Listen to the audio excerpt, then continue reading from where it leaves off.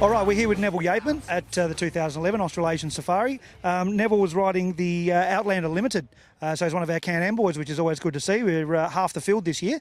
So Neville, give us a bit of an idea of what sort of riding you normally do. Obviously you don't do safari every day. No, this is definitely the first time for the safari.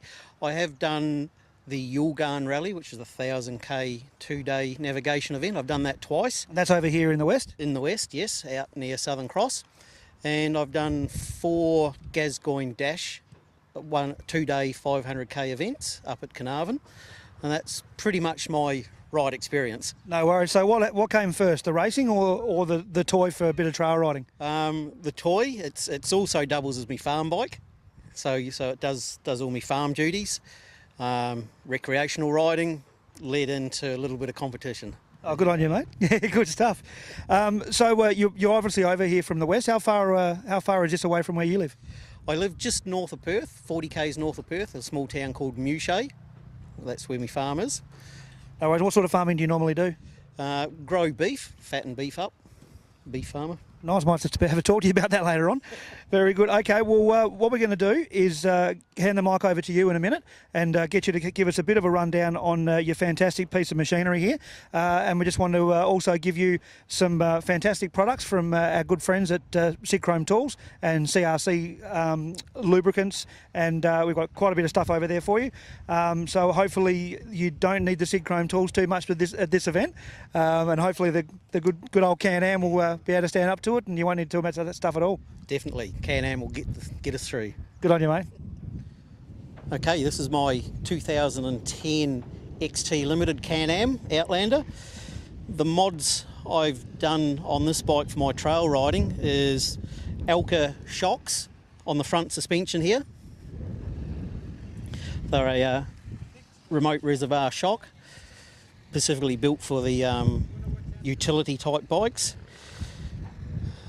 One very large Rigid Industries 20-inch LED light, puts out an enormous amount of light. For the safari, we've had to make a road book holder and our trip meter holders.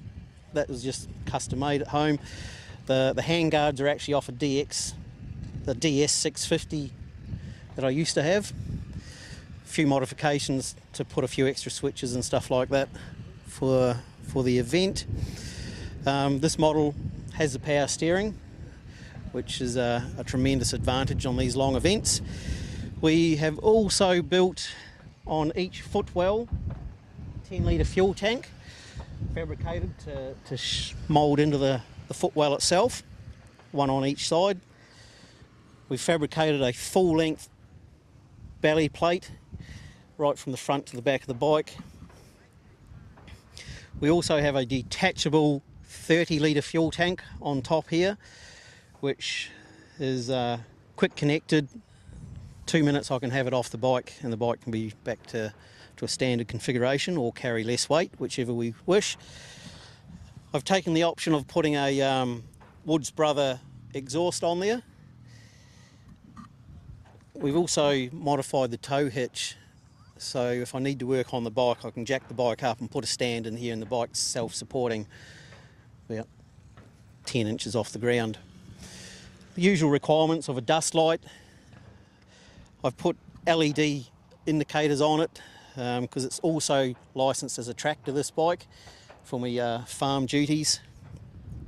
LEDs give us no kind of troubles, and we certainly don't want troubles out on this kind of event.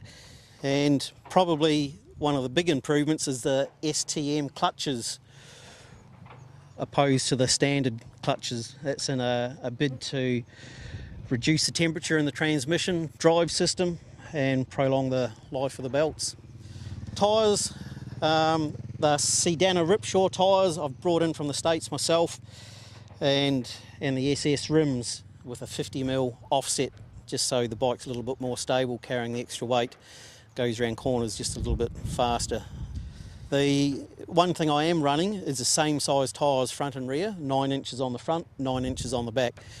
One to reduce the load on the bike in soft sandy going, and to reduce the variety and number of spares that I do actually need to carry. And that's about it.